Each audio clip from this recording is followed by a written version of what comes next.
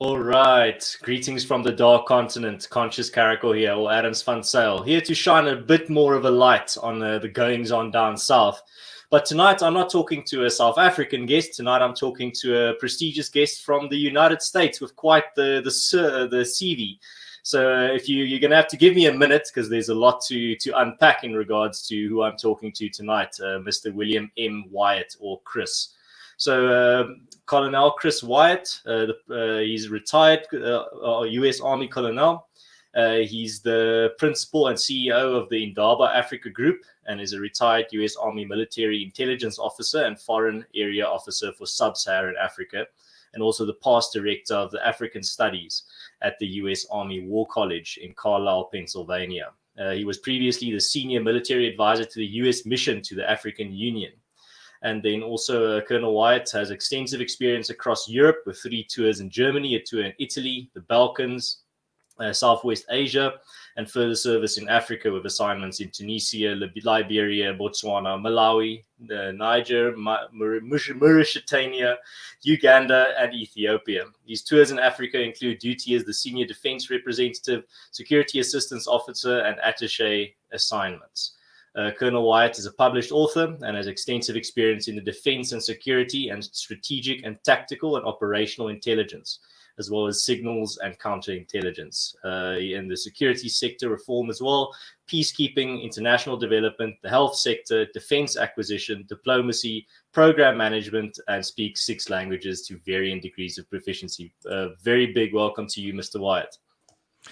Well, Ernst, thank you so much for having me as a guest. Listening to that biography, I'm like, well, who is this? Who is that? That's, do you know that something like 40% of all curriculum vitaes actually include incorrect or false information? People lie on their CVs. That's all true. You can look it all up, folks. There's no lies there. So yeah, that's, wow, I was listening to that. Like, I don't know who that guy is. Yeah, but that's me. Yeah, I see one of the comments already says, Chris, I will concede, you know Africa. Well, that's very cool. I like the character there, the photo with the lion looking on the prowl. Look, he's looking for some dinner there. That's quite nice. All right, but let's start with something a little bit lighthearted before we get into maybe a bit more heavy topic. Chris, where does this interest in Africa come from? How does an American become so infatuated with the dark continent? The dark continent, l'Afrique noire. Yeah, no, it's an interesting question. That's a fair question. So 2 things. As a child, I was young, and the liberation struggles taking place in Angola and Mozambique, Rhodesia, were all going on. And back in those days, our news magazines were actually news magazines, not simply propaganda.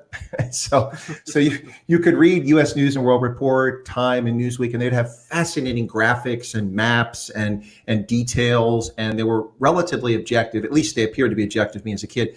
But whatever the case is, I became fascinated in what was happening in Southern Africa at first.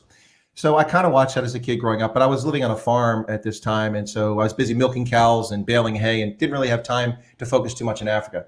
But while in high school, I managed to get a copy of a book by James Michener called The Covenant. And The Covenant is historical fiction. He was one of America's most successful fictional writers. He takes a real place and location and some actual historical figures, and then he weaves in fictional characters to narrate the story and tell a compelling story. So some of his bigger books are Hawaii, Chesapeake, Space, Texas, Poland, things like that. But he wrote the book about The Covenant. It was about South Africa. And I read it from cover to cover. It was 1,200 pages of fine print paperback. It's like reading an opus. It was incredibly long. I read it and I'm like, South Africa, wow, what an incredibly screwed up place, but it's so fascinating. All these people are so interesting. And so I kind of got interested in South Africa there. Then I went to university, did my first year. Instead of focusing on school, I focused on other things. And after a year, I realized I was wasting my time and other people's money because I was desperately poor. So I was there on assistance and loans and working. So I decided to try to go in the Army and get some money and save for university, and I did. And while I was overseas, I took classes at night, earned a degree on the weekends at night when I wasn't deployed on exercises and things like that. And I still had an interest in Africa. And so I already had an interest in Africa, in rugby, because I had been invited to a rugby game as a freshman in 1982. And I went to the game and I was like, wow, what an incredible game. But of course, there's no television, no sports. We have no professional rugby in 1982. It's just a club thing, and it was a university thing. So once I left university, I wasn't around it. But as a historian, or a budding historian then, I decided I wanted to be a rugby fan. So I looked to see who were the successful rugby clubs. or rugby unions. And I looked and saw South Africa had one of the best rugby teams historically. And since I had an interest in South Africa, I said, I'm a Springbok fan, which of course invited the inevitable question, 1984. What, are you a racist? No, dude, I like rugby. Anyway, and then in 1985, I started self-teaching myself Afrikaans after I learned German, because if you speak German and English, you can learn Dutch. And if you can learn Dutch, you can learn to understand Afrikaans. I'm not saying you can learn to speak it. It's pretty tough to speak, but you can learn the language and understand it. And that's really where my interest grew. And my interest was primarily focused on Southern Africa, because you had the cordon sanitaire that was going on with the communist threat coming towards South Africa, and Black nationalism working its way down to the very borders of South Africa. And so that was my interest, was concentrated there in the 80s. And then I became an officer in 1989, and I started looking further afield in Africa. And so that's where my interest grew. It grew out of the liberation struggles and what was happening. And then that book by James Michener, which made me fall in love with South Africa. And I've never lived in South Africa. I've been there about 450 times. I used to live in Gaborone, so I was very close. No, that's very interesting. And I'm seeing here a lot of comments that I think you'll enjoy. So my good friend Odin Moja says, we honor your past Memorial Day, Colonel. And I also, here's a one I think you will find especially interesting. And I think I just got to find it here. Dagbreker says, in my personal opinion, Chris Wyatt should be the ambassador to Africa, not just South Africa, to the continent, it seems. Well, interesting note. There is no ambassador to Africa, but there is an ambassador to the African Union. And interestingly enough, that is a political appointment. So I'm not a career foreign service officer. So such positions would be available to someone in the private sector, should they fall in favor with the serving administration. I will state up front categorically that if Sleepy Joe manages to win, there's no chance I'll be an ambassador anywhere. If Trump wins, I don't know. We'll have to see. Maybe I get involved in the campaign and I can convince some people. I think the streams, Dagbreaker, I know from, he's a subscriber to my channel, and I know him from Ronaldo Host's channel and several other things. And he's a good supporter. So thank you, Dagbreaker. It's got a really cool name too. I love that name, Dagbreaker. That's awesome. Makes me think of vampires and zombies, that sort of thing. It's kind of cool. But this thing about ambassador kind of grew out of, I was asked my opinion about Lana Marx. And I said, I'm sorry, did you ask me about banana marks? Was that banana marks? And so I think people are having fun with that. All right. And something you mentioned there when you were telling your story about how you became interested in South Africa, specifically, the Cold War era Africa and all the developments and things that are going on there. So I don't have knowledge in terms of how detailed your knowledge is, but I think it must be extensive in regards to that whole era in African politics. Could you maybe I'm going to ask a very open question in regards to that period. In terms of your insights, what are your thoughts on specifically that Cold War era period in sub-Saharan Africa, and then maybe close it off with specifically zeroing in on South Africa itself? Well, I think that the sad aspect of what happened in the Cold War era with Africa, with regards to Africa, is that honestly, the reason that many countries in Africa got their independence at the stage that they did, it eventually would have happened from colonial powers, but it happened at that stage because of the Suez Crisis.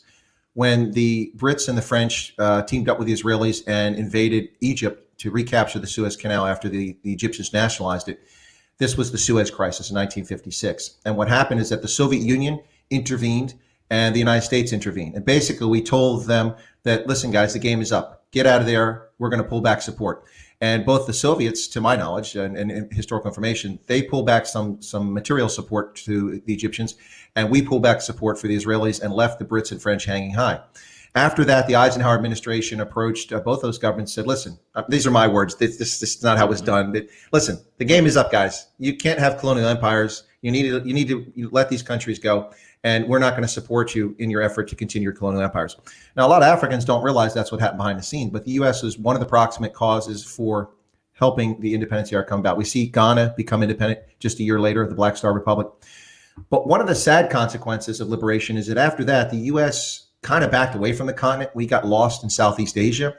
And then as we re-engaged in the continent, it was in an aid situation in many parts, providing financial assistance, which wasn't necessarily bad at that stage, although I have issues with it. But what happened is that over time, Africa became a proxy in the Cold War. And that's the real sad part. So for a long time, we supported Ethiopia and the Emperor Haile Selassie. And we backed his government, and the Soviets backed the Somalis under Siad Barre. And then the communists overthrew and murdered most of the royal family and a lot of the folks in Ethiopia. And so they switched from being U.S. allies to being Soviet allies. And we, of course, switched from being Ethiopian to Somalian allies, and we backed Siad Barre. And so that's one example of just the mess that happened. In Southern Africa in particular, I think the saddest part about all this is that if we're all honest with ourselves, apartheid was not going to last forever. I mean, objectively, we can argue that, but one can make the argument just based on demographics alone, it could not continue into perpetuity. On a moral basis, it's a whole other discussion. But if we just take the premise that apartheid would not last forever, there were going to be liberation movements. The sad part from my perspective is that because the liberation movements were never addressed in a different fashion, they turned to China, to East Germany, to Cuba, to the Soviet Union, and became fellow travelers. Many of these people, when they first started out back in the 50s and 60s, weren't leftists or socialists. They may have had leanings that way, some of them. In fact, some of them were dyed-in-the-wool, but many of them were not. And they got their material support from that side of the aisle. And as a consequence, we see the lunacy that's happening today, particularly in South Africa, with these fellow travelers who believe in systems that simply do not work when it comes to governance. So the Cold War, the sad part for me, for Africa, it was a battleground between the Soviets and the US, but the battles were fought by Africans for the most part, economically, militarily. And I think that's one of the sad legacies of the bipolar world, if that makes sense. No, I completely hear what you're saying. And but then on that note, I think you touched on something very important there, and that is the legacy of this liberation of Africa, if you can put it that way. But what do you think? What is I mean, you can't speak for the US government, but you can give some insights as someone that has walked those halls. What do you think the US's opinion is on the fact that, for example, South Africa has taken the far left route, pretty much openly admitting now the ANC, or you can see it, that in the 90s they put on a neoliberal mask to fool the world, and now they have pretty much their indie National Democratic Revolution and more Marxist agenda is being exposed. What do you think the US's opinion is on the fact that they've pretty much left the ANC to govern South Africa, help to get them into power. But now you get instances of, for example, the ANC backing their enemies, seeing the praises of Iran, seeing the praises of China and Cuba, and pretty much not really giving a very warm shoulder at all in the direction of the US. Well, actually, I think it's a very good question, and I'm going to say this as diplomatically as I can. I'm not. I'm just laughing, but. So here's the problem. Okay, first off, I haven't worked in an embassy for the last 5 years. I've been in our embassies in Africa, but the last posting was 5 years ago. And I haven't been posted in DC for longer than that, but I, of course, was there on a frequent basis as part of my work. And I just left government service as a colonel in October of 2019. So it's not like I'm 30 years removed from this, but it's not the last 10 minutes of knowledge is what I'm saying. Right. But my experience, and I know a lot of people who are retired ambassadors, still some serving ambassadors, State Department Foreign Service officers, USAID officers in particular, people I've worked with over the years. And this is a general thing, so it's hard to say, but and I say this because I think a lot of South Africans don't realize this, and it's important for them to understand this perspective. And I've shared this on other programs. The problem with the Western liberal world is that many people, well-educated, well-intentioned, well-meaning for the most part, don't see the South Africa that exists in the contemporary environment. What they see is April 27th of 1994. They see the Rainbow Nation, the end of apartheid, justice, equality, 3-kilometer long queues of people lining up to vote for the first time. And of course, now a third of those people don't even bother to vote, but that's another story. But the point is that that's what they see. And as a consequence, someone I respect deeply who served as defense attaché throughout Southern Africa in several countries, and we're very close colleagues, and I respect him immensely. I'm not going to say who it is, but this person it kind of is indicative of what I see. When I talk about South African ANC, if I criticize, now this is going back 2 years. 2 years ago, before I started criticizing the ANC very heavily. It was up until 2 years ago. I only pointed out the most egregious things, but now everything's egregious, so you can't deny it. But up till 2 years ago, so this person would say that okay, that's not the quite correct assessment. What you have to understand is this is going on, that's going on. What I mean to say is that a lot of people in our diplomatic community make excuses for the ANC. They seem to believe that it is a multiracial, market-based philosophy, and that these are simply mechanisms to right the wrongs of the past. Well, that's nonsense. That's been exposed endlessly, and I'm tired of it. If you watch a video that I did, I spoke for the Great Decisions lecture series, which is something put together by the Foreign Policy Association. They do it every year in Ivy League schools, and among those places, the U.S. Army War College is included. So we'll have a series of guest speakers, and what happens is they pick topics. 2 years ago, they had a topic, South Africa's fragile democracy.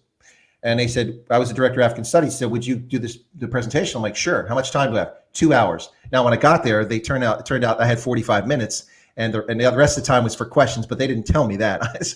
So I took 2 hours and condensed it into about an hour and 10 minutes. And finally took questions. Well, yeah, but I'm used to teaching and fly and briefing generals so that people don't die in combat. So you learn to dance pretty quickly and get the important information out when you have to. Unlike what I'm doing right now, just prattling on.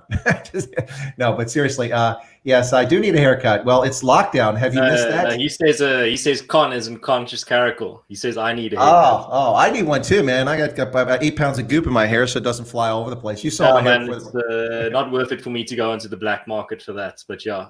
Anyway, you were saying, Mr. Wyatt.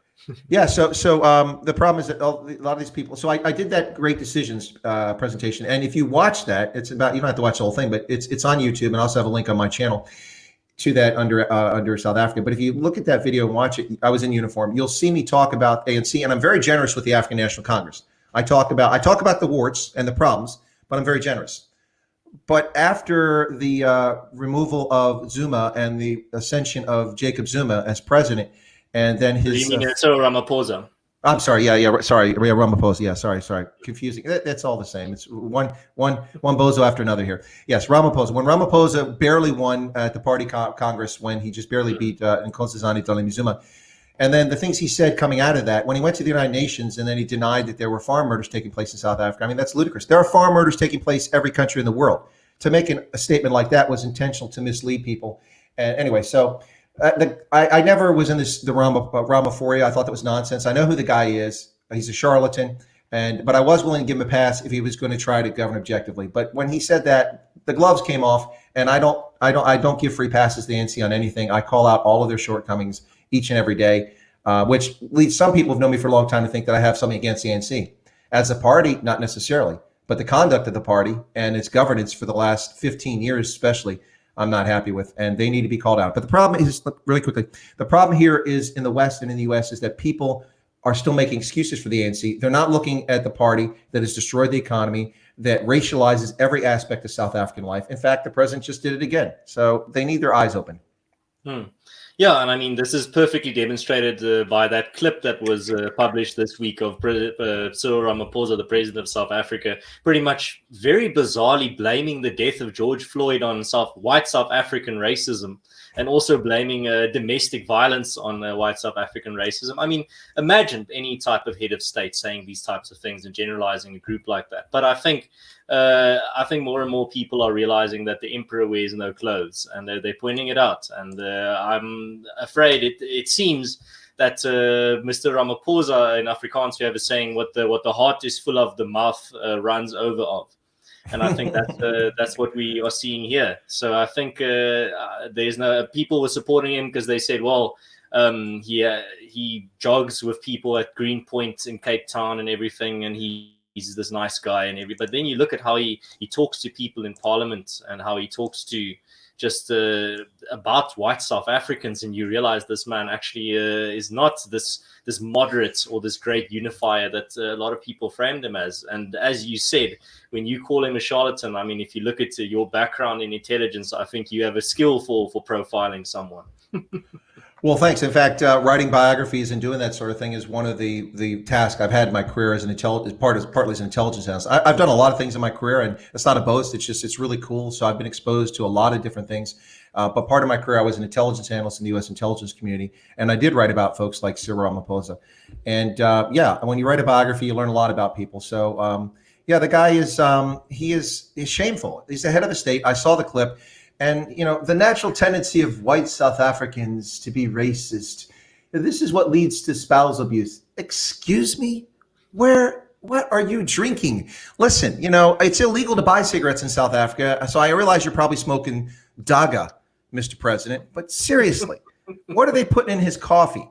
I mean, I've tried to tell people, a lot of people are convinced in South Africa he's a racist. And I'm not going to make that statement that he is a racist yet. What I'm going to say is that this is political pandering of the worst sort, and it's highly dangerous to public safety, and it's eviscerating things. Look, there are a lot of white South Africans and coloreds and Indians who are trying to get out of the country now. They would migrate tomorrow if they could.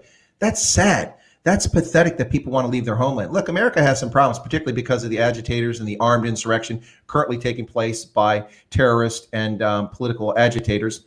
I'm not talking about demonstrations. That's not what I'm talking about. I'm talking about the insurrection that's taking place in the country. We have our own problems, but I would never not be proud to be an American. Of course, I would admit our shortcomings, and I do. But for people in South Africa, a lot of South Africans say they're ashamed to be South African, that they want to immigrate. It breaks my heart to hear people say that, because South Africa is an amazing place. It's an amazing country with amazing people. Whether you speak Tswana, Venda, Xhosa, Afrikaans, English, Portuguese, it's an amazing place with natural beauty and fantastic people. So it really breaks my heart to see people want to leave the country. Right.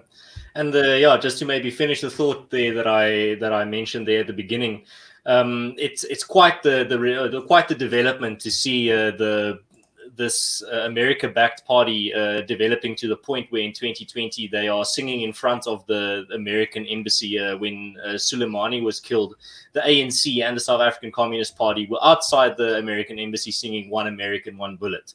I think that's very telling of the times. But do you have any insights there? Did that appear on the radar of the US, that incident? Because it was very disturbing to me.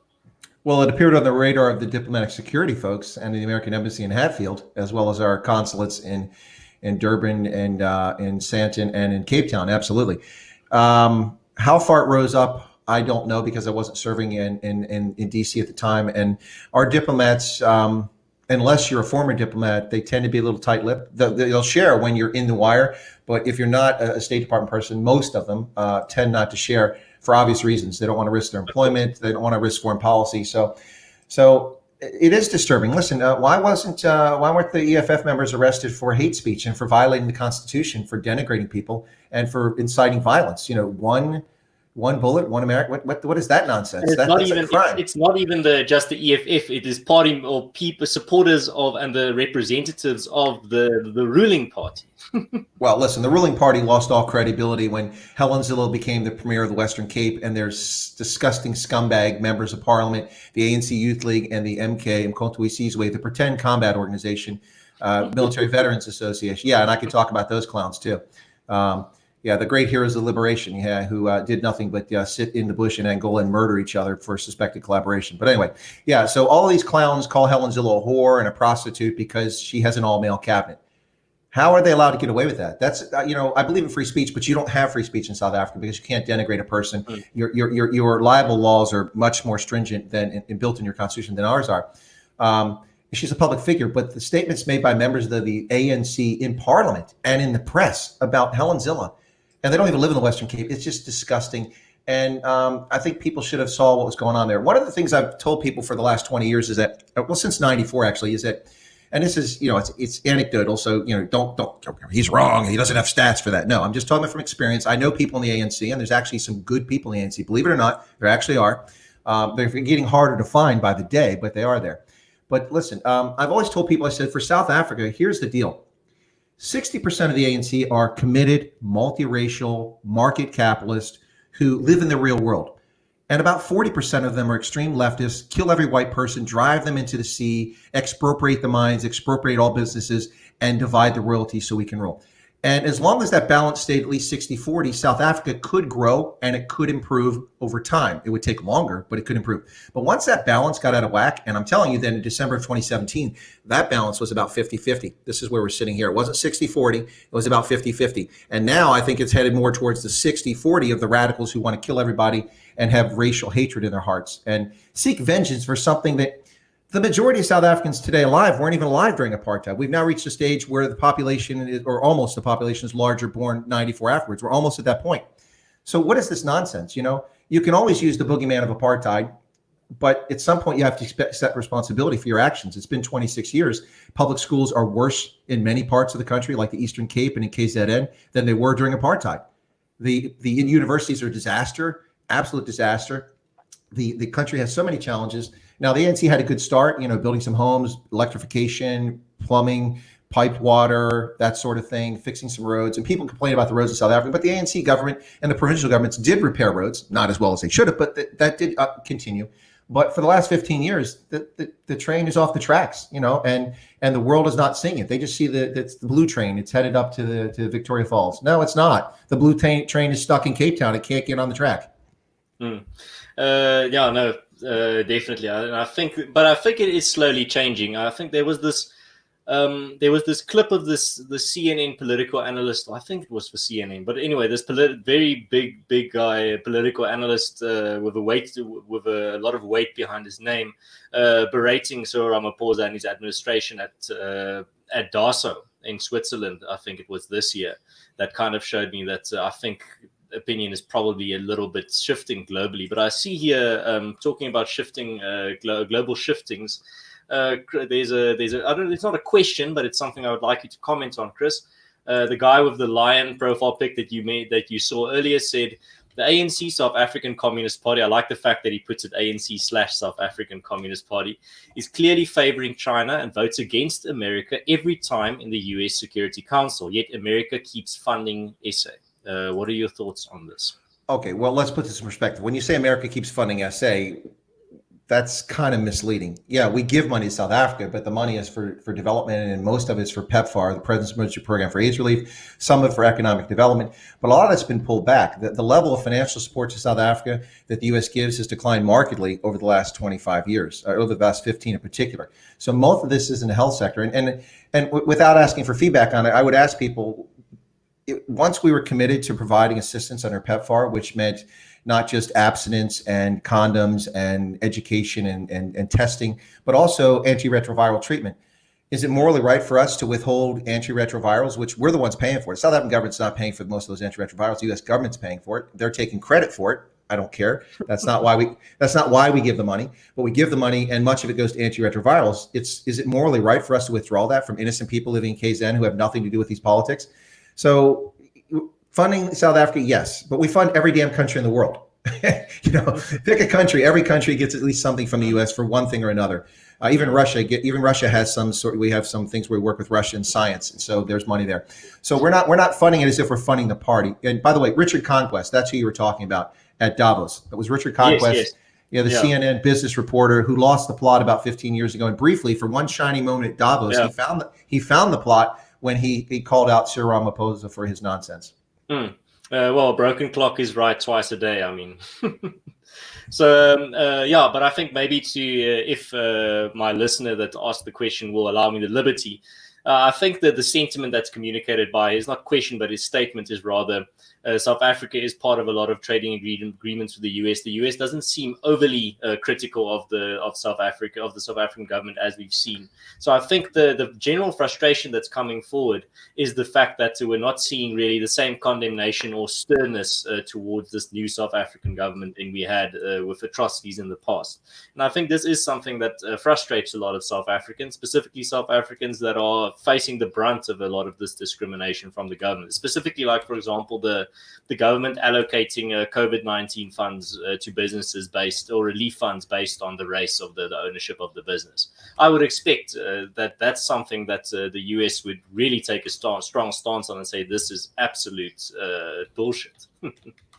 Well, okay, so fair enough. First off, for clarity here, if folks don't equate what I'm saying with the U.S. government, because I'm no longer serving, and I want to make sure that's clear to people, because some people just make assumptions. I appeared on Willem Petzer's channel, and most people were very complimentary and enjoyed the conversation, as did I. But people I saw didn't listen to what I said. Like I mentioned Rainbow Nation, and so someone called me a CIA bozo because I favor the Rainbow Nation. No, I didn't say I was in favor of the Rainbow Nation, and also didn't say I was opposed to it. I simply mentioned what I told you, that the Western liberal world sees it from 1994. Right. So, and then people have to listen. So, I'm with you. If folks go watch the videos on my channel, come to my live streams and watch the things that I say. I am not the U.S. government. I'm calling out the ANC all the time. In fact, I've already warned the ANC that if the ANC passes expropriation without compensation, they, regardless of what administration is in place, trade overnight will be in jeopardy, because you will be subject to tariffs just like every other country that doesn't have a special exemption. Right now, South Africa qualifies for the Africa Growth and Opportunity Act, which lets it export up to 7,800 different services and goods to the U.S. duty-free. So, for instance, the BMWs in America, many of our BMW parts are made in Eastern Cape, and they're shipped to America duty-free. There's no tax to bring it in because they qualify. Ostensibly, that's for good governance, but we have to laugh when we say good governance in South Africa's case these days. But yes, I absolutely agree. Listen, When the farm invasions or thefts and murders took place in Zimbabwe starting in 2000, 20 years after Mugabe as prime minister and then as president took over the country and ran it into the ground, there was nothing left to steal, so they went after commercial farms. I repeatedly called out as best I could in uniform. I mean, I didn't use social media, but talking diplomatically, I called out Zimbabwe in diplomatic circles, called out Zimbabwe, and I called out Thabo Mbeki, because just like Forster, Thabo Mbeki could have ended the nonsense in Zimbabwe overnight. The only reason that Rhodesia was able to continue as long as it did is because it had access to ports in South Africa through the rails. Once Mozambique went, they lost their links to Beira, and so they had to rely on South Africa entirely to get things in and out of the country so they could evade sanctions. So I'm not making moral judgment about Ian Smith's government, left or right. I'm just making a point. This is the practical, factual matter. So by 77, net migration to Rhodesia declined. So more people were leaving than were coming in, which wasn't the case until 77. So they couldn't man the security forces. But then two things happened. Forster withdrew the British South Africa police force, their mechanics for the helicopters and their helicopter pilots, which was devastating for the Rhodesians, for the light infantry. They couldn't do the fire force missions effectively. And the other thing is they shut down the rails, and they were screwed. Thabo Mbeki could have shut down the rails, closed the borders to Zimbabwe, and the government of ZANU-PF would have collapsed within 12 months at the latest. But he didn't want to. So along the same point, let me get back to South Africa. There are things that can be done and should be done by the rest of the world to South Africa for the ANC's governance, its racial policies, its racial discrimination against minorities. I have a friend who's an Indian businessman in South Africa, married to an Afrikaner. He's bankrupt. His business has collapsed because he was denied help under the funds that Rupert and others put aside, and the relief funds, and because he was an Indian. Now, they denied his application. He applied again, and they never processed. They never gave him an answer. Well, yeah, that's just another way of denying him. So his business has collapsed, along with the 18 black people who work for him. They don't have jobs now. So the ANC needs to be called out. I do it. Why is the U.S. government not doing it? That's a good question. And why do we appoint people like Lana Marks to be the ambassador? Let's see. Well, so what do you think of the president? I think he's amazing. He's on the right path for South Africa. He's a wonderful president. So how many times have you met with President Ramaphosa? Oh, I've not met him in person yet. This is on Valdemar Peltzer's program. I fell out of my chair when I heard her say that. That's just ludicrous.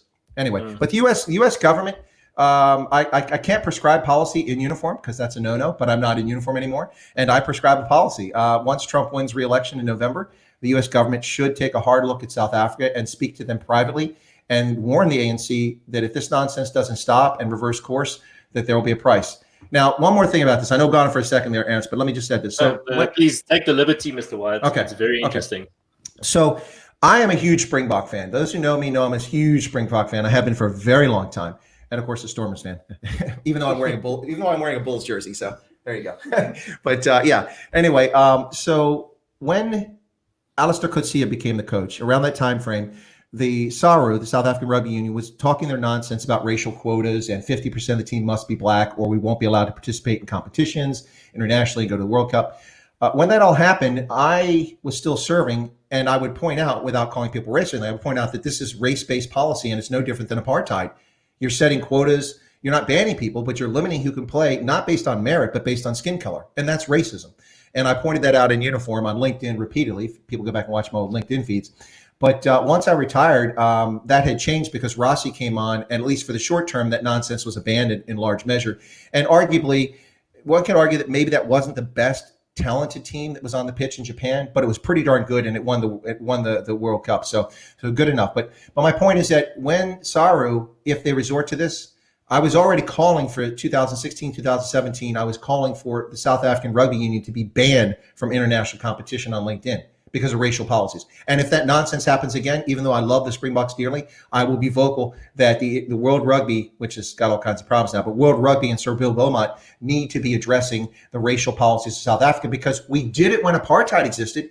Why can we not stand up for discrimination today? And so I will be vocal about that if it happens again. No, excellent explanation there, Mr. Wyatt. And I want to clarify. I don't think the question was accusing you of not speaking out. I think it was more of just a question regarding the US not taking currently a very strong stance, as a lot of people would like to see.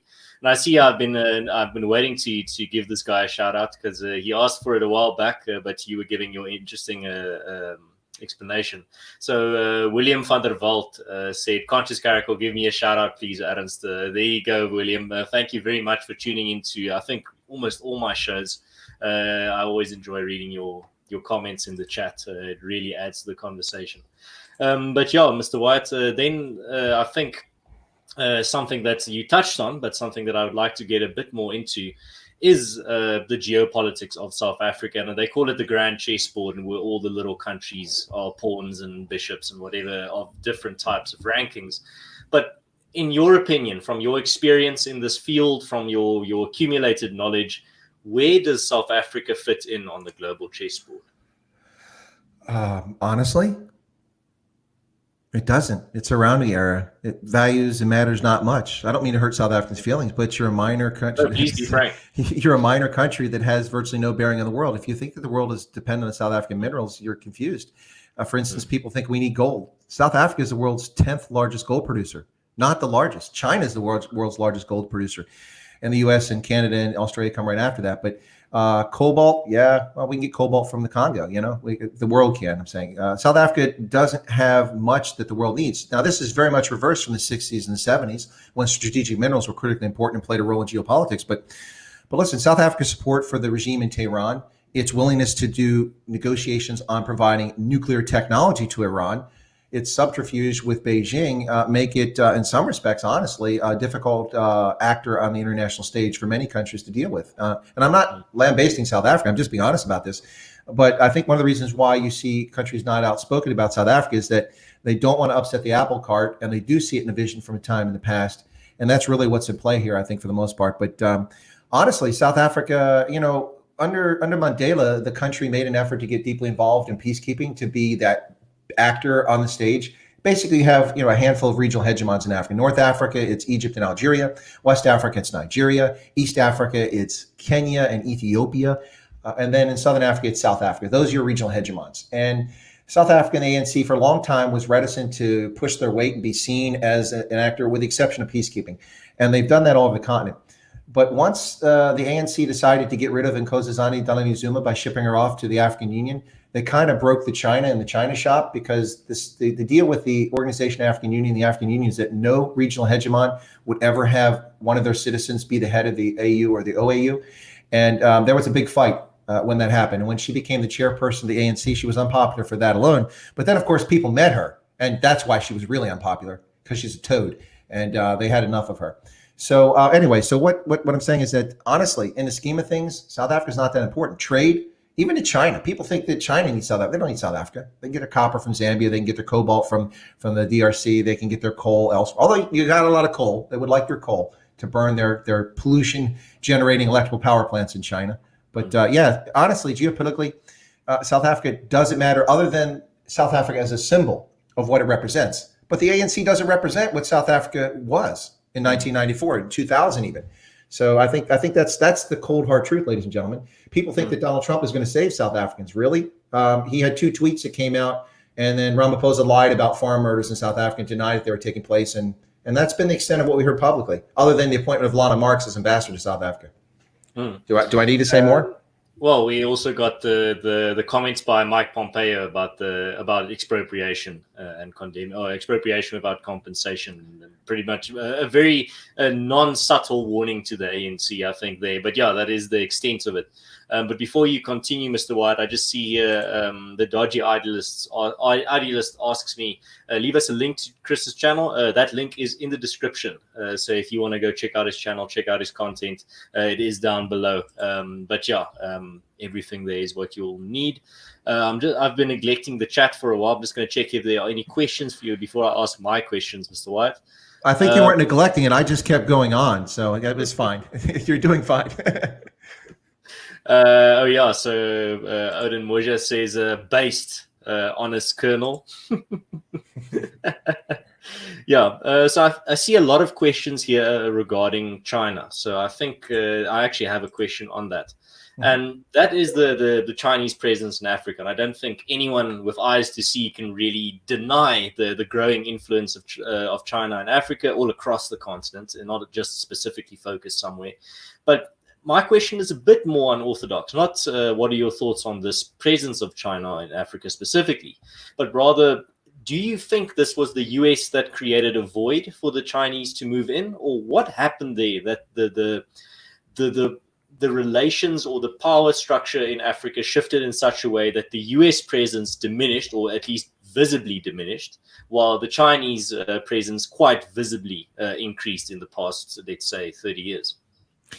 Okay, well, first off, I'm contrarian when it comes to this, and it comes from experience. As you mentioned in the opening, introducing me, I've lived all over the continent, and that's over the last 2+ decades in official capacity as a diplomat in uniform. And I've dealt with the Chinese militarily, economically, security issues, also diplomatic things.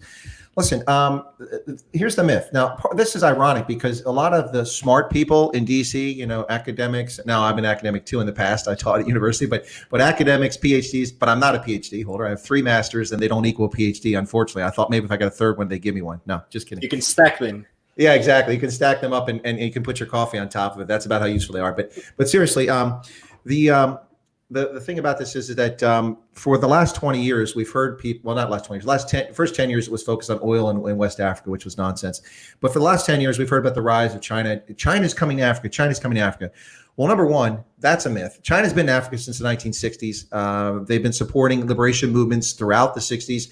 They've been trying to build ties. They're working assiduously to get African states to not recognize Taiwan since the 1960s, and down to, I think, just Malawi is left that still recognizes Taiwan as legitimate government. So this is not new. What has changed is that the scale and scope of what China can do in Africa has grown exponentially, not arithmetically, but exponentially. And why is that? Because we, the United States, enabled them to do this by sponsoring their entry into the World Trade Organization in 2000, because we foolishly believed in the Western liberal mindset that they would be a good actor, that they would follow the rules, that they would not violate copyrights and steal intellectual property, and not put up formal and informal trade barriers to protect their economy. But that's exactly what they've done. And so they've not been a good player. So what has happened is all of our money, your money, my money, the Western Europeans, Japanese, Koreans, all our money has flown into China, or flowed into China, and they've got to do something with it. And that's why they're so active in Africa. It's not just to get minerals. It's a place to dump excess human capacity, human capital, actual capital, so they can put it to work, because otherwise their economy would be under hyperinflation on a constant basis, and the currency would be degraded by so much money sitting there available. So the first myth is that China is new to Africa. It's not. It's just the level of activity has increased because they have so many more resources to do it. Now, the second myth is that the vacuum of the United States, and I get a kick out of this because I hear this from educated, intelligent people in the diplomatic community in the U.S. What are they talking about? The information for what the U.S. gives financially for economic assistance, for humanitarian assistance, and for military assistance and security assistance across Africa is a matter of public record. People can look it up. Look up the facts and look at the dollar amounts that we've put into Africa. It's been consistently high. I'm going back to the end of the Cold War. That's the period I'm talking from. Before that's a different situation, different world. But from 1994, it's relatively consistent. In fact, it spiked a lot during the Bush administration, the guy that did more for Africans than any president in U.S. history, whether you like him or not. I'm not a fan of George Bush, but I'm objective and talk the truth about him. But the thing is that we've not left a vacuum. That's nonsense. Who was the first country to establish a diplomatic relationship with the African Union? The United States. Who has more diplomatic missions across the continent of Africa than any other country in the world? The United States. Anyway, the list goes on and on for the things that we do with Africa.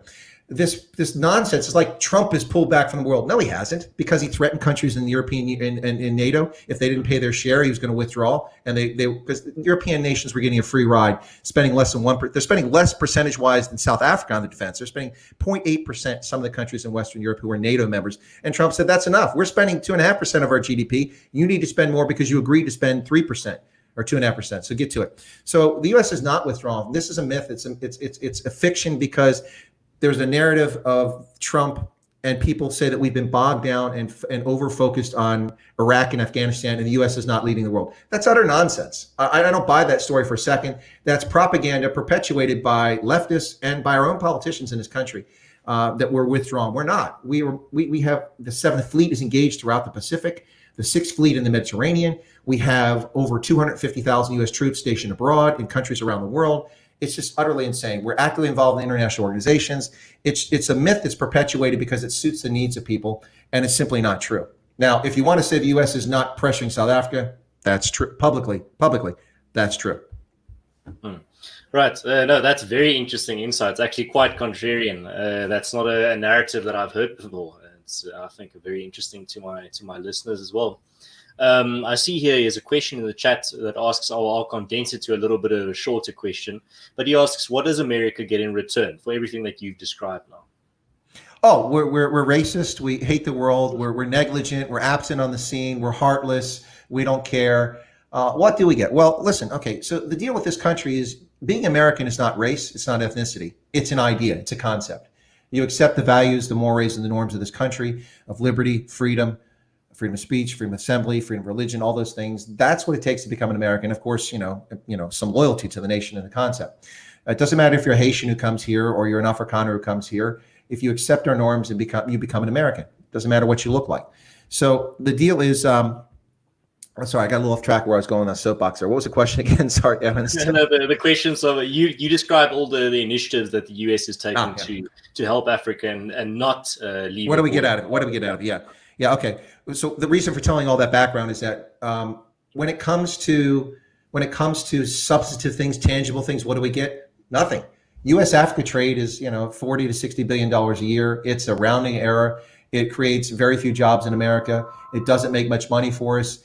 We don't need bases in Africa. We do have one in Djibouti at Camp Lemonnier, which has been there since right after 9/11. But that's focused on the Red Sea, the Arabian Peninsula, and off the coast of Africa and the Horn of Africa. So it's not really for Africa.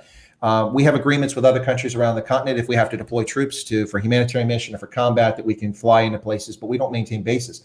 So there's very little actually the U.S. gets out of it from a tangible perspective. But see, a lot of people live in the world that people only do things to get things. Well, that isn't always the case. States sometimes do things because they have mutual interest. So when America says it cares about democracy and it cares about freedom and liberty, that's genuine. And that's what we get in a lot of cases. Now, is it perfect? Do we execute it correctly all the time? No. Humans are frail creatures, and human governments are especially frail and especially fragile and make mistakes. So yeah, what the U.S. gets out of it is the things that match our ideals that we say are our ideals. We believe in freedom. Although living in this country today with lockdown and governors and mayors acting as totalitarians, I start to wonder if we actually have freedom of assembly and free speech. Unless, of course, I want to riot, then I have freedom of assembly. I can do that all day long. Right. So my resident Tswana nationalist, Mr. Odin Moja, says also there's an Air Force base in Botswana. So I don't know how secretive that is or if that's public knowledge. Wrong. Fiction. Let me dispute that right now. Let me help you out with that. There's an air base in Botswana known as Tebe Patswe. That's where the Botswana Air Arm is headquartered at. That base was built with assistance because, let me digress here. So people talk about China and, wow, they're wonderful. Look at all the infrastructure they're doing. Who do you think's been building infrastructure in Africa for the last 120 years? Colonial empires and then Western governments who provided financial aid and assistance. Virtually all the infrastructure outside of South Africa and a few other countries in North Africa was built with money from the West.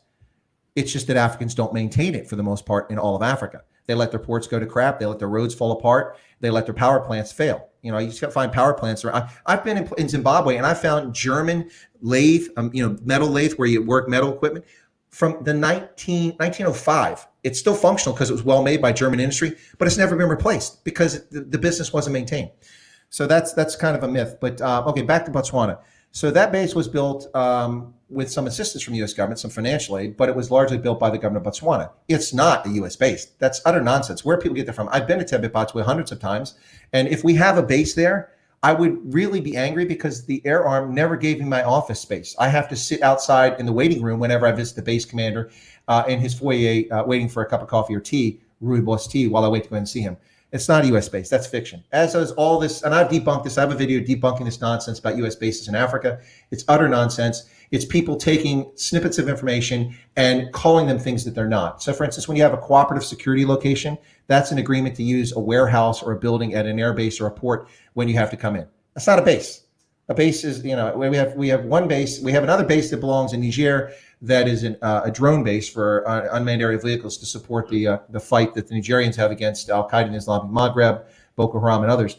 But that's a Nigerian base. Now, yes, there's 800 U.S. Air Force personnel there now because they built the thing and they're providing security and logistics for it. But it's their base, and we'll leave there at some point. But we only have one base. The Tebe Patswe is not a U.S. air base. That's fiction. That nonsense has been said ever since the construction began back in the 80s. It's pure fiction. But yeah, talking about Botswana, I mean, and you've spent quite a lot of time there. What are your thoughts on the country? I mean, I personally have a big admiration for their sound institutions and specifically their respect for property rights. But I'd like to hear what your experience was there. Sure. Botswana is one of the best run countries on the continent, but that doesn't mean it doesn't have challenges. So first off, what's nice about Botswana is there's none of the racial baggage that you find in South Africa. If you're white and you're with a black person, nobody cares. You can be married to a black person, even a white female married to a black person, and that's frequent in Botswana. Nobody cares. No one harasses you for the color of your skin. Now, if you go out to remote villages in the Kalahari, somewhere like there where kids don't see white folks very often, you might have kids come up to you and, oh, touch you, that sort of thing, because they've never seen a white person. But that's not racial. That's just childhood innocence. But no, it's a good country, but it also has a reputation for not being corrupt. But there have been some high-profile corruption cases in the past 10 or 15 years that we shouldn't overlook. We also shouldn't overlook that the Botswana Democratic Party has been in power since 1966. Now, I'm not saying that that's good or bad. Arguably, they made a great difference in that country throughout its early history. But at some point, a democracy, in order to be healthy, really does need to see a change of government from one party to another. And this last election, the opposition, as usual, was not organized and poorly coordinated, and they didn't win. There's currently a tiff between the former president, Ian Khama, whom I know personally, and his successor, Masisi. It's a little bit of a spat. Botswana is an amazing place. It's wonderful. You don't have the racial baggage. You don't have to worry about cops shaking you down for money. If you get pulled over in Botswana by a policeman, you probably did something wrong, or it appears you did something wrong, or it's just a random check as part of a security measure that they do occasionally. But was never harassed in Botswana, whether I was traveling on private license plates or I was traveling on diplomatic plates. I've been there as a tourist. I've been there for business when I wasn't stationed there, and I've been there living there as a diplomat. It's a fantastic place. Really, I have lots of great things to say about it. The only challenge, of course, is it's small population-wise, and so if you want to make money there, you got to have a niche, and you got to understand where you're coming from. Because in an economy like that, most people who've made it were early movers. So, like the people that run the security gates to protect your property, they started in the late 60s, early 70s, and they were the only ones in business. So they own most of the market. So you're going to have a hard time getting a market like that. So, but it's a wonderful place. Yeah. And it deserves a lot of recognition.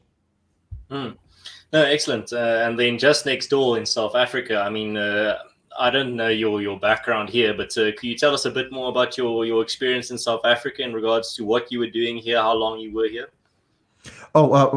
You probably missed the program with Ronaldo Host. Ronaldo said I was in South Africa. I was in South Africa looking for oil, so I should point that out. No, no, I'm just kidding. So no, I've been there as a tourist when I was stationed in Botswana. So I just got my Pete Retief beard keeps getting caught on my microphone here. Sorry.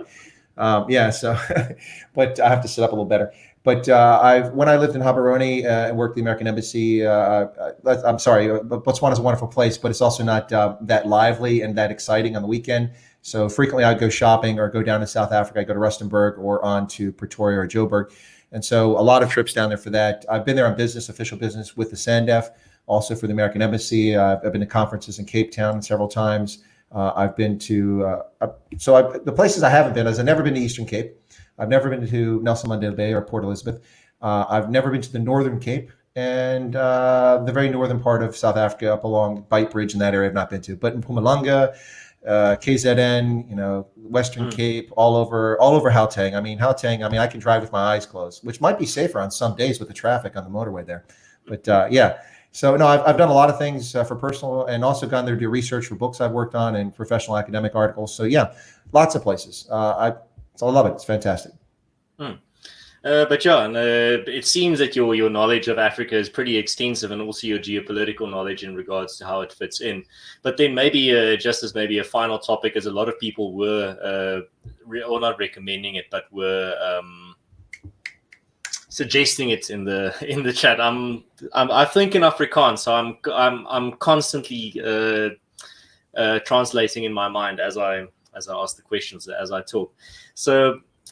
Some people are asking in the chat about more of a domestic issue for you, and that's your thoughts on the riots and the protests happening in the US today. Maybe you can just give like a comprehensive, holistic take on that.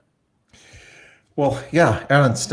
Look, first off, I appreciate searching for the word. Here's the irony. German was my second language. So it was after my mother tongue of English, I learned German.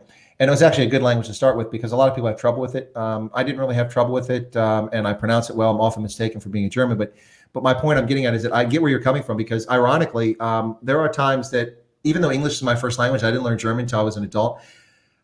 I will think of a word and it comes to my head in German, and I can't think of it in English, which is my own mother tongue. So I appreciate that. You're coming from your mother tongue trying to translate in English. So yeah, I get that.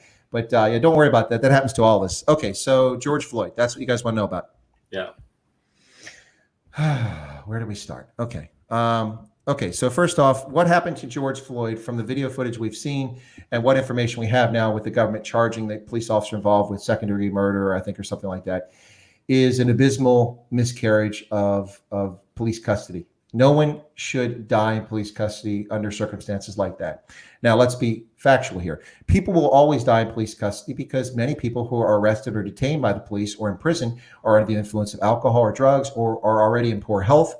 They struggle, they attack police, these things happen. But there are, in this country, tens of millions of interactions with law enforcement at all levels: state, city, county, federal, Park Service, Capitol Police. There's all kinds of jurisdictions. There are tens of millions of interactions. And with that, we have less than 1,000 people dying in police custody each and every year, which is 1,000 too many, but let's not get carried away. So that's the first thing. Second thing is that, like I said, what happened to him is abysmal. If people are upset about that and want to complain about it and protest about it, they have the right to assemble in this country. But in many places they're doing it, they're currently under state-imposed lockdowns and they're violating the lockdown. So I have an issue with that because it jeopardizes people's health if we are to believe in the COVID-19 hoax. So assuming that the COVID-19 hoax is real, then they should be maintaining social distance like I am. About a month ago, there was a demonstration here in Harrisburg, Pennsylvania, about a half hour from my home. And it was against the draconian totalitarian position of our governor, Tom Wolf, who has basically driven hundreds of businesses out of business with his unnecessary restrictions. This county has 450,000 residents. We have had just over 1,200 cases of COVID-19 in 6 months now, and we've had less than 40 people die from it. We've had more people probably die in traffic accidents in that time, even the roads are mostly empty. So people went and protested this about a month ago. They were called racist and totalitarians and fascist and MAGA huggers and all sorts of nasty things, and castigated for violating social distance. Now, I'm not attacking any of the people who have legitimate protests in this country because they're angry about what happened to George Floyd. But I do take issue with the fact that they don't bother maintaining their social distance and all this stuff.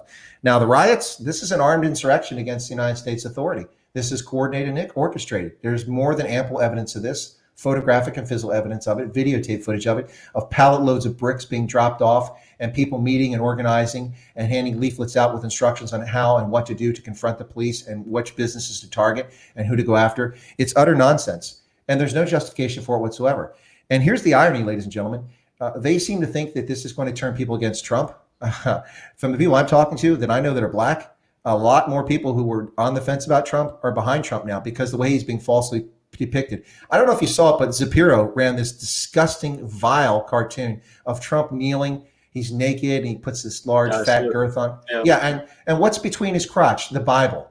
Now, I'm not a deep person of faith, but I'm deeply offended by that because I respect people of faith, whether Muslims, Christians, or Jews or others. But it really disgusts me that how Christians are attacked and Trump is attacked. And then he's chewing on the Statue of Liberty and he's got armed police behind him. Donald Trump doesn't control any police, ladies and gentlemen. It doesn't work like that in our system. It's a federal system. The only police that are under his control are military police, in theory, and the FBI and the park services and folks like that. But the local law enforcement, the state trooper, the cop on the beat in New York City and Minneapolis, the federal government has no control of them whatsoever. Unless they violate a federal law or Civil Rights Act law, there's nothing, or they're on federal property, there's nothing the U.S. government can do. So the whole thing really disturbs me. But a lot of people, especially Black Americans, are angry and fed up. I don't circulate things much with social media when, here, pass this link along. But there was a Ghanaian American woman who is just hot full of all this nonsense. I saw it. Yeah. Oh, I think I might have sent that to you. But yeah, and she's absolutely right. It irritates the hell out of me because you get people that they assume things because of appearance. So this, like, African Americans are Africans. No, they're not.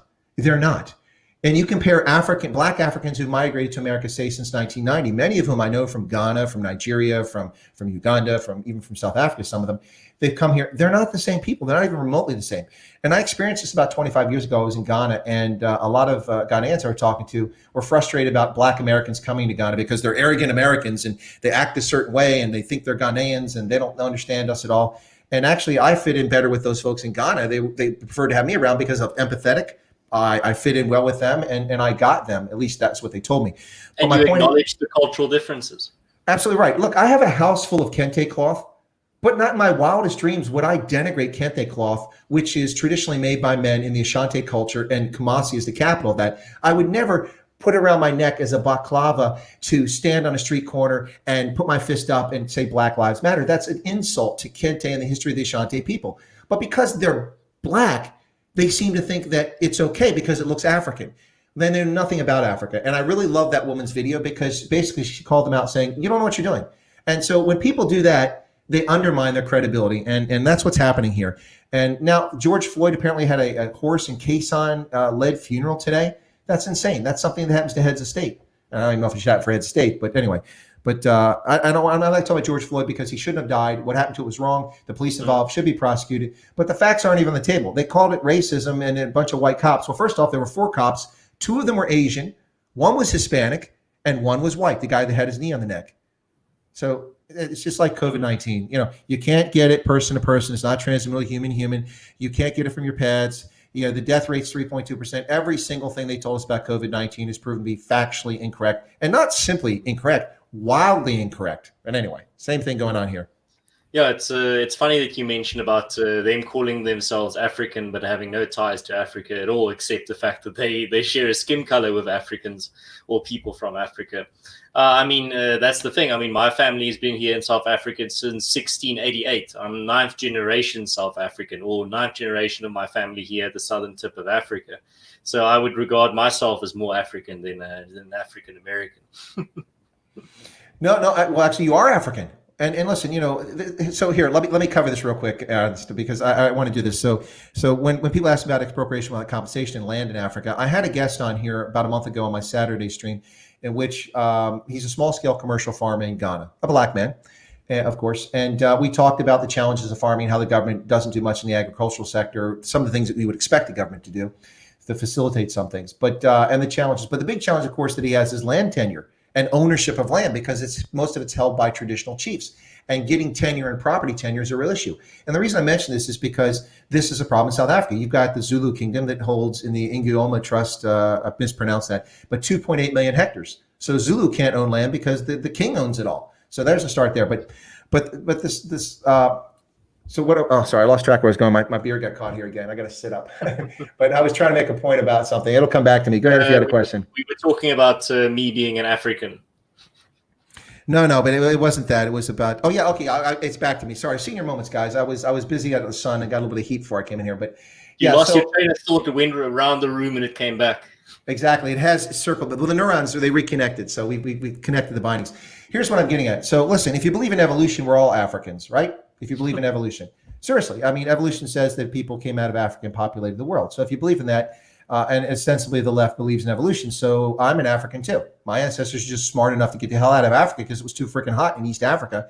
They went to Yemen and they're like, this place sucks too. And they went to the Caucasus. And from there, like, too many saber-toothed cats. So they went westward, got to Europe, got less sun, and look at this pigmentation as a consequence. Anyway, I'm trying to make a point. So back to this point, you know, this whole nonsense about conquest and colonialism, that's the history of humankind. Who do they think the Bantu are? The Bantu are colonizers. They started in Cameroon, they spread to West Africa, and then in arc went to East Africa, migrated down the Rift Valley over the course of about 2,000 or 3,000 years, and wound up in Southern Africa just about 1,800 years ago, and didn't get as far as the Fish River until about 1,000 years ago. So they colonized. In Zimbabwe, there are less than 5,000 Bushmen or San, but that wasn't the case 2,000 years ago. Now, where did they go? Into the Kalahari. Why? Because the herdsmen, the cattle farmers, the Bantu, migrated south and they exploited them. They stole their land, they attacked them, they chased them away, and they fled into the Kalahari. Look, the Bushmen don't live in the Kalahari because it's a cool place to hang out. I mean, it's not like there's a pick and pay on every corner, right? It's like the Russians going to live in Siberia. Exactly. But every human group, excuse me, is a colonizer. So this nonsense about that is ridiculous. The Bantus are colonizers just like Europeans are.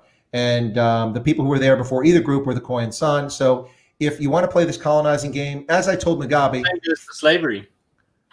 Exactly. Well, slavery is not an invention of the West. And also that's a whole distortion too. It's wrong. It's horrible, but it continues today. There are 50 to 65 million people living in slavery today, many of them sexual slaves. And they're people from all over the world. We have American girls and boys shipped off as sex slaves to the Arabian Peninsula, to parts of North Africa, and to other parts of the world. And we have kids from all over the world the same sort of thing happens to. So now these distortions about facts really irritate me. So now we have actually people talking about reparations again in the United States.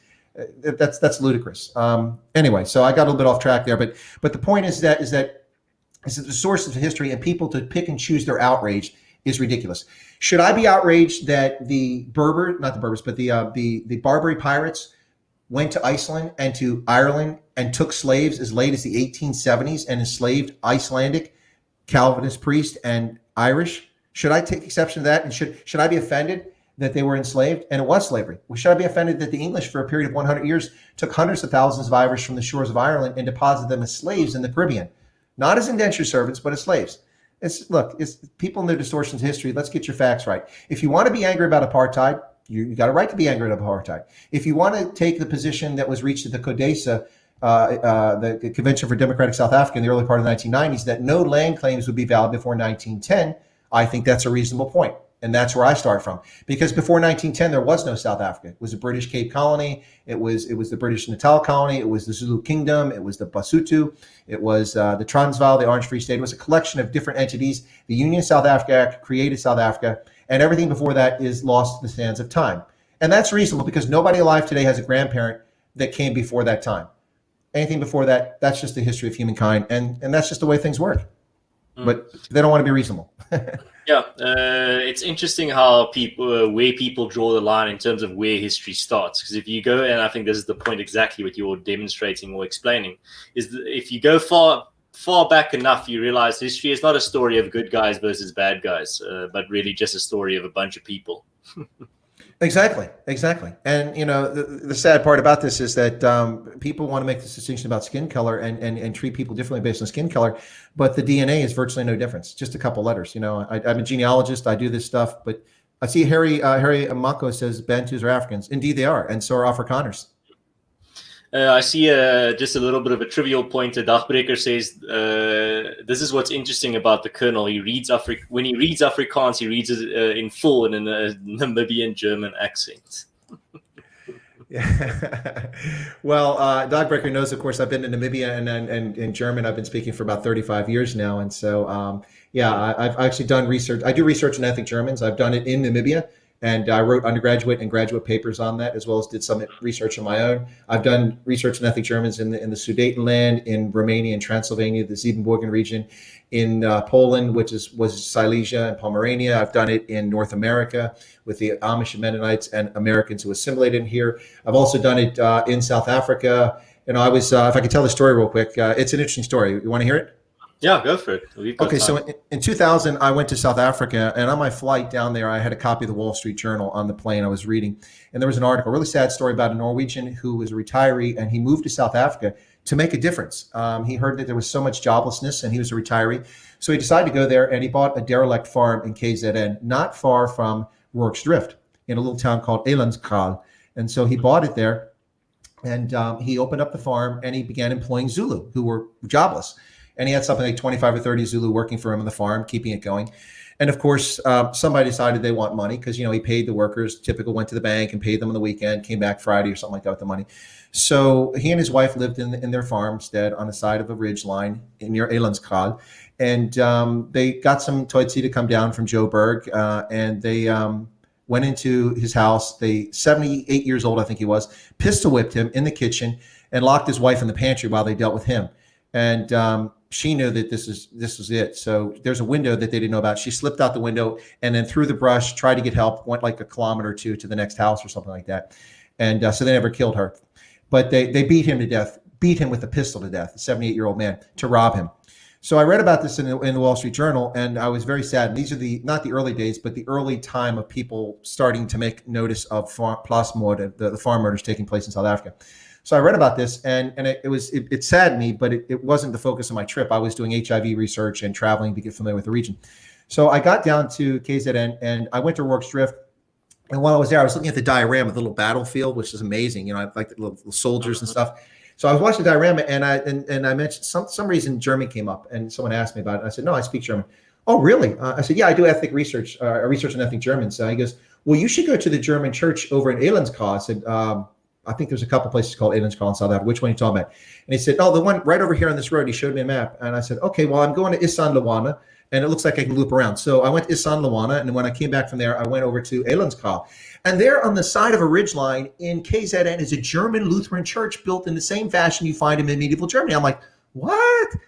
So I pulled up thinking that, of course, these were ethnic Germans who migrated, they assimilated, they're probably Afrikaners now, and they don't speak German anymore. And I pulled up and there was a cemetery there. So this is 2000. And I parked my hire there, and I walked over to the cemetery. And I figured I'd find some old German, because I do research on ethnic Germans. My ancestry is German as well, part of it. So I figured it'd be like 1870, there'd be a German name on the tombstone. So I'm looking at that, and there was a fresh grave. Someone had just died. Now, it wasn't the farmer, so that's not the story. But there was a fresh grave. And so I'm looking at the grave, and it says, like August of 2000. I'm like, this person just died. And it's all in German. The grave, the markings, everything was said was in German. Like, this is interesting. So I walk over to check the church out, and the pastor has a farmhouse just about 100 meters from the church. And he saw me. I didn't see him. And he called over to me in Afrikaans, "Hoi dag," or something like that. And I said, "Hey, hoi dag." And my Afrikaans speaking ability is not that great. So, of course, those who know me, my first sentence in Afrikaans is, "Ik praat nie Afrikaans nie." So, yeah, otherwise people start going on, and I can't keep up because I can read it. But anyway, so I walked over, and he greeted me in English. We talked a little bit, and he said he was the pastor there. And he said, but you spoke Afrikaans. I said, no, I understand it, but I don't speak it so well. I said, no, I'm much better in German. He's like, oh, I speak German. And we started speaking German. I was like, wow, his German's amazing. I said, well, your German's really good. It's my mother tongue. I'm like, oh, did you migrate to South Africa? He goes, no, I'm a fourth generation South African. And I said, your first language is German? He said, yeah. I said, that's fascinating. He said, come on inside. So we went inside. He offered me some tea and some biscuits. And on the wall of his study, he had these oil paintings of churches where he'd been the pastor. And in the course of the conversation, we were switching between English and Afrikaans and German. And I thought I misunderstood him because at some point I thought he said he'd never been outside South Africa, even though he's German. It's amazing. So, and he said, yeah. I said, so where are these at? He said, well, that's Heidelberg, and that's Heilbronn, and that's somewhere. I'm like, I'm sorry, I'm confused. I thought you said you've never been outside of South Africa. He said, no, I haven't. I said, well, then how are you a pastor at a church in Heidelberg and in Heilbronn? He goes, those are in KZN. I'm like, oh, that's right. There's a town called Heidelberg in KZN. Anyway, the point of the story was just fascinating. So he was a fourth generation German, ethnic German, who's an Afrikaner. He's part of the Afrikaner community. But his first language is German. Second language is Afrikaans. Third language was Zulu. Now, to bring it back to the farmer, the gentleman who was murdered was one of his parishioners. And so we talked about that. It was just really sad. So it's kind of a personal angle. But I hope you weren't bored by the story. I think it's a fascinating story. It's a fascinating story. I really enjoyed listening to it. I just saw here in the chat, Christoph Havenka makes a very interesting point. He says, ironically, people from Africa call African Americans brothers and sisters, but white people who have lived in SA for hundreds of years should leave and go back to Europe. I mean, that's because those people are racist. Simple as that. They're racist. I see here there was another question. Oh, no, it's just a statement. Sideline Opinion says most of the Germans that came to South Africa settled in the Eastern Cape and Natal. Yeah, so that makes sense that you had that encounter there. Well, that's true for 19th century Germans, but little known fact, and some people will dispute this, but DNA tends to prove it to be true. Actually, the largest proponent of DNA that markers that you find in Afrikaners is actually German, not Dutch. Dutch comes second, and then French Huguenot comes third. But there were a lot of Germans who settled in the Western Cape early on who came down there on their own, not as any part of any organized movement. Of course, we know the Dutch coming from the Dutch East India Company, and then, of course, the French Huguenots relocating after the Edict of Nantes was revoked, and they were terrorized in France. And of course, what people don't know probably is that 50,000 French Huguenots fled from France, went to Berlin.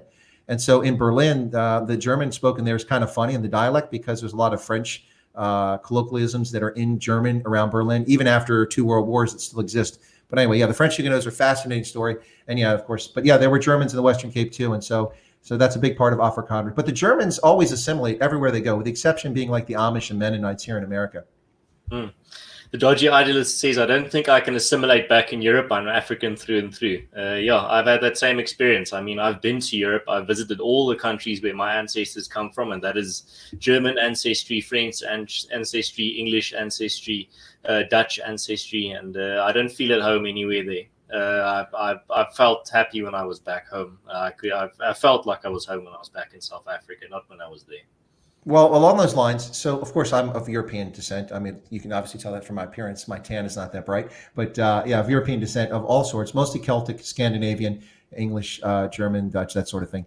But I can feel at home in Europe. I'm comfortable, although I'm not comfortable with the politics of a lot of European countries now. I feel very at home in Europe. It's similar to North America.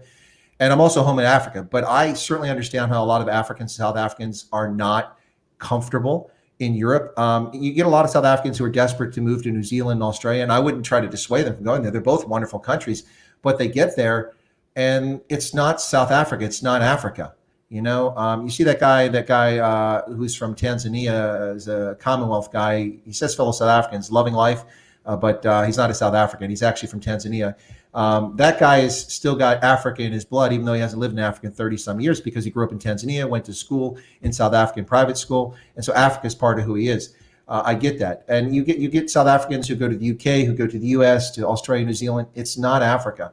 And I get where you're coming from. For me, it's easier. I've always had to adapt. I lived all over as a child, and I've lived in about 15 countries. So I'm not a chameleon, but I adjust to my settings pretty easily. But that's kind of unusual. But that's really unusual for Africans, especially South Africans. I see, Colonel, we have a request here from my friend Odin Moja. He hosts the No Script Show podcast, and he invites you to, if he asks you if you would like to come on the show. And I'm also one of the co-hosts from time to time on the show. I'll get you guys in touch with each other if you are interested.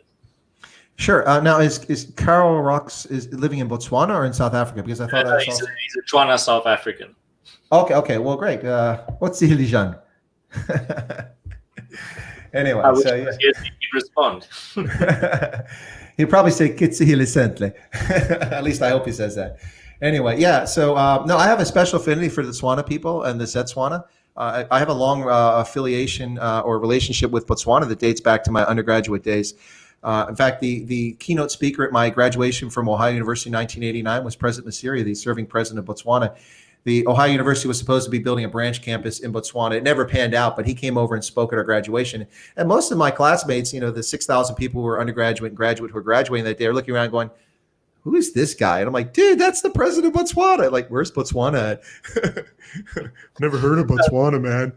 That's the funny thing. Mr. Odin Moja here in the chat, one of my good mates, always tells me the story about, I think it was Ian Khama, that after his term was done, he just went back to drinking with his mates in the pubs in Botswana. No, Ian Khama was misrepresented. I was there when he was president and when he came in office, and he was misrepresented immensely by the press and by politicians in Botswana. Not a perfect guy. None of us are. And honestly, chatting with him is kind of weird. He sounds like a 10-year-old English schoolboy with his voice. It's kind of when he speaks in English.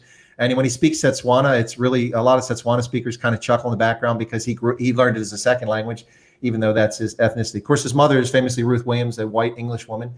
But yeah, no, listen, for your friend there, I am not desperate, but very hopeful to get some other South Africans on my channel, not just Afrikaners. I have no objection. I've had a lot of Afrikaners on my channel and others. And of course, my channel is all about Africa. So I've had Nigerians, Ghanaians, and others come on my channel. But I would really like to get some other South Africans on my channel. And I'd be happy to also, I promote businesses on my channel, no charge for advertising. I promote things that I believe in. So I'm just saying that if that gets me a link to get some people who are Tswana speakers in South Africa that would want to appear, I'd be happy to do it. All right, I'll get you guys in touch. I see here just a comment that I find personally very funny. So El Bono says, "Jy kan my uit Belwel haal, maar jy kan nie Belwel uit my uithaal." Oh man, no, that's true, man. So Quentin Ferreira also says, "Hook me up, Chris." What's you want me to hook him up with on the show? I think, to come talk on your show. So Quentin Ferreira has also been on my show previously. He's a South African psychologist, and we talked about his theory about the eternal apartheid, where he has this theory of South African politics being based on this myth of this eternal apartheid. Also a very interesting guy. I would endorse you talk to. But I can get you in touch with all these oaks. I think that's you just mentioned it. Yeah, we can talk about the eternal apartheid. Yeah, Quentin is a recent subscriber to my channel, so thanks for that. I see a lot of folks that like Bite Your Ankles and the Brew and Willem van der Walt. William van der Walt. He throws me off. That's just very confusing. His parents messed that whole situation up. He's got English Afrikaans family, so it's William van der Walt. So, okay, I guess I'll be William van der Wyatt now. But I also see here is a question from Harry. He says, what's the name of your channel, Colonel? I don't even think you have to give you the name because your link to your channel is in the description. I think that's even easier than typing it in. You can just click in the description below the video if you want to go subscribe and check out Chris's channel. But talking about where they can find you now, Chris, I think we've reached the end of this discussion. Yep. I mean, it could go on for another 2 hours at least, but I like to keep things between an hour and an hour and a half. But I would definitely have you on in the future to have a more of a chat about Africa and maybe even a bit more about the US as well. I really enjoyed this. Time flew by. And yeah, you made me think about a lot of things, gave me a lot of insights on specific things. You even teach this African a few more things about Africa yourself. So thank you very much for coming on. And then just maybe before we say goodbye, do you have any final thoughts? And then also just conclude that with where people can reach you.